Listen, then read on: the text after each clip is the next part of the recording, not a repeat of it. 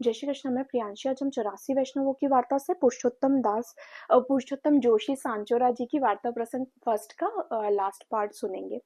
जब पुरुषोत्तम जोशी जी कृष्ण भट्ट जी के साथ और उनकी स्त्री के साथ गोकुल में श्री गुसाई जी के दर्शन के लिए आ रहे थे, तब इनके मन में एक संदेह था कि कृष्ण भट्ट जी के सामने ये भगवत वार्ता करें या ना करें। तो ये छुपकर भगवत वार्ता अपनी स्त्री के साथ करते थे जब श्री कृष्ण भट्ट जी सोया करते थे। तब ये बात जब कृष्ण भट्ट जी को समझ में आई, तब उन्होंने इनके सामने भगवत वार्ता शुरू करी पुरुषोत्तम जोशी जी के सामने, और ऐसे गूढ़ रहस्य प्रकाशित किए कि जोशी जी उसमें ही मग्न हो गए। उनके नित्य मन में वही भगवत वार्ता का ही चिंतन होता रहता और अपनी सुध बुध ये खो चुके थे।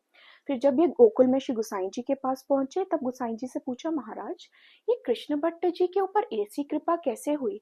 तब श्री गुसाई जी ने अपने श्रीमुख से कहा, क्योंकि ये अपने चाचा हरिवंश जी के साथ में भगवत वार्ता करते थे, एक वैष्णव जन के साथ में भगवत वार्ता करते थे, तो इन्हें इतने इनके सामने गूढ़ रहस्य प्रकाशित हुए।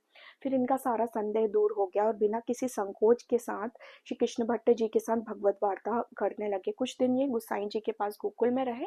फिर ये तीनों, कृष्ण भट्ट जी और पुरुषोत्तम जोशी और उनकी स्त्री, तीनों भी अपने घर के लिए निकले। फिर जब ये वापस आ रहे थे रास्ते में, तभी भी ये भगवत वार्ता करते और उसी के आनंद में मग्न रहते।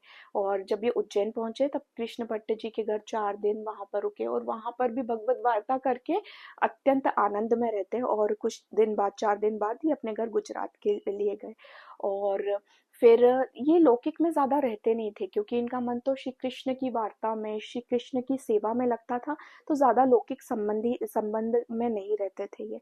यहाँ पर इस छोटे से प्रसंग से हमें यहाँ पे सिद्धांत पता चलता है। जो हमें भगवत वार्ता करना चाहिए, उसको हमें बड़ी सोच समझ के करना चाहिए। हमें ये देखना चाहिए जिसके सामने हम वार्ता कर रहे हैं उसमें वो योग्यता है या नहीं। जैसे कि अगर हम रास पंचाध्याय या श्री सुबोधनी जी हर किसी के सामने उसकी वार्ता करेंगे, तो हर कोई जीव उसे स्वीकार करने की स्थिति में नहीं होगा। वो कोई अपराध कर सकता है या फिर उसमें कोई दूसरा विचार ला सकता है। इसलिए हमें कभी भी भगवत वार्ता करना चाहिए तो हमें योग्यता देखना चाहिए पहले। जय श्री कृष्ण। श्री वल्लभाधीश की जय।